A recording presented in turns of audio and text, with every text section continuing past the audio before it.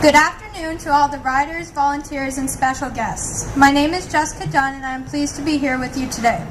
I am 14 years old and just started high school. I would like to spend a few minutes to talk to you about the journey I've been on in the last 14 months. It started on July 4th last year, when I was sent to Sick Kids in Toronto by my doctor to have x-rays on my left knee, which had been sore and started to swell. I was very athletic, and we all thought that I had just torn a ligament. My parents and I were shocked when they told us it may have been cancer. Over the next few months, I went through a biopsy and many tests and scans at Sick Kids. Unfortunately, the results showed that I had osteosarcoma in my femur and that it had spread to each of my lungs with small tumors in both. Osteosarcoma is best known as the bone cancer that Terry Fox had.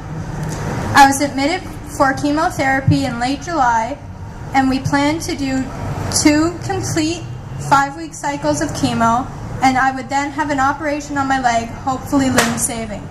Unfortunately, my tumor was growing much quicker than expected and snapped my femur. I spent the next 6 weeks at Sick Kids without being able to go home. On August 21st, I had a 14-hour surgery called a rotationplasty.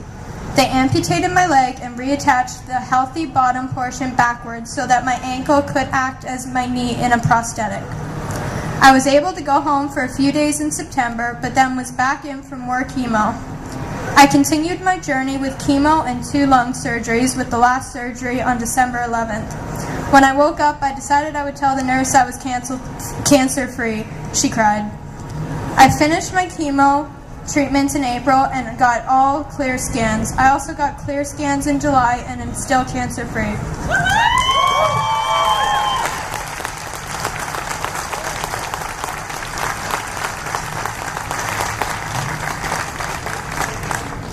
Throughout my treatment, I spent about 3 out of every 4 weeks at the hospital for sick kids here in Toronto. My doctors and nurses really became like my family. I was so fortunate to have had the opportunity to be treated at one of the best hospitals in the world. It is because of charitable events like the Sears National Kids Cancer Ride that I was able to receive world-class treatment at Sick Kids. I am fortunate to live in Toronto, but feel all Canadian children should have the opportunity for first-class treatment like me. That is why the Ride for Cancer is so great and unique, as you are helping children across the country, including me. I first heard about the ride from my oncologist, Dr. Leslie Abbott, last year.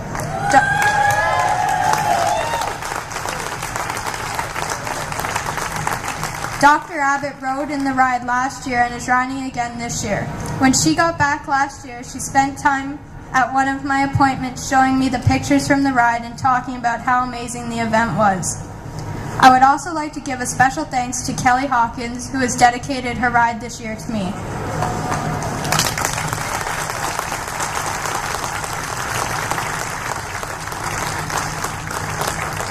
During my treatment, my dad compared our journey to a bike race through the mountains. Some of the treatments and surgeries were larger hills than others, but my focus was always to push myself to get over the hill and then prepare for the next one.